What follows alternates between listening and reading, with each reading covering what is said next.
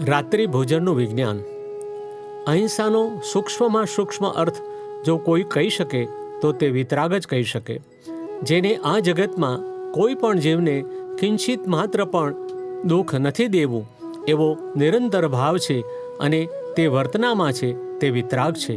દાદા ભગવાન. વિતરાગોએ જગતના લોકોને અહિંસા વિશે ખૂબ જ સરસ સમજ આપી છે. એક ભાઈ દાદાજીને કહે છે, દાદા, રાત્રિ ભોજન અંગે કંઈક માર્ગદર્શન આપો.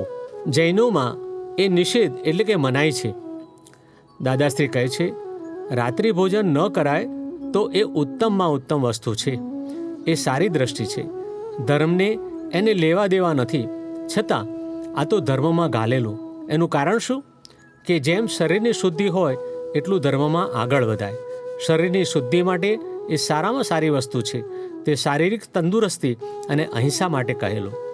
દાદા સમજાવે છે, સૂર્યની હાજરીમાં સોજનો ખોરાક લેવો જોઈએ એવું જૈન મતે અને વેદાંતોએ કહ્યું છે.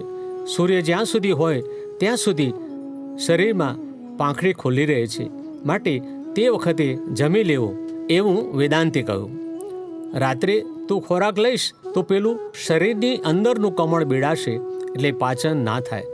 તીર્થંકરોએ કહ્યું કે રાત્રે સૂર્યનારાયણ આથમે એટલે જીવજંતુઓ જે બહાર ફરે છે તે બધા જીવો પોતાના ઘર ભણી પાછા વળે છે. કાગડા, કબૂતર અને આકાશના જીવો બધા પોતાના ઘર ભણી પોતાના માળા ભણી વહન કરે છે.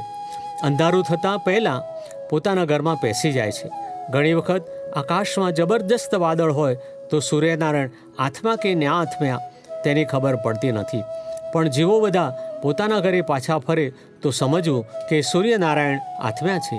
પેલા જીવો એમની આંતરિક શક્તિથી જોઈ શકે છે. તે વખતે નાનામાં નાના જીવો પણ ઘરમાં પેસે છે અને બહુ સૂક્ષ્મ જીવો જે નરી આંખે ના દેખાય, દૂરબીનથી ના દેખાય એવા જીવો પણ ઘરમાં પેસી જાય અને પેસીને જ્યાં આગળ ખોરાક હોય તેની પર બેસી જાય. આપણને ખબરે ના પડે કે મય બેઠા છે, કારણ કે એનો રંગ એવો હોય છે કે ભાત ઉપર બેસે તો ભાતના જેવો રંગ હોય અને ભાખરી ઉપર બેસે તો ભાખરીના રંગના દેખાય. રોટલા પર બેસે તો રોટલાના રંગના દેખાય. એટલે રાત્રે આ ખોરાક નહીં ખાવો જોઈએ. રાત્રિ ભોજન ના કરે તો બહુ ઉત્તમ છે, કારણ કે એ છઠ્ઠા મહાવ્રત જેવું છે.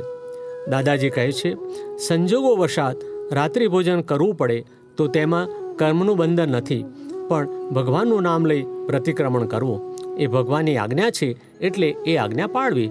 અને જે દહાડે ના પડાય તો એમની માફી માગી લેવી. એટલે અહિંસા પાળવી હોય તો બનતા સુધી દિવસે જમો તો ઉત્તમ. તમારું શરીર પણ બહુ સુંદર રહેશે અને આ બધું અહિંસાના હેતુપૂર્વક કરું છું એવું માનજો. દાદાએ મને સમજણ પાડી છે અને મને ગમી છે, એટલે અહિંસા માટે જ આ કરું છું એવું કરજો. જો હેતુ વગરનું હોય તો બધું નકામું જાય. પ્રગટ અનુભવ જ્ઞાનસૂત્ર. Vegetarian way of life is necessary for the spiritual development and peaceful existence of human being. The vegetarian way is a non violent way. 6/213 જ્ઞાની પુરુષ કનુ દાદાશ્રી.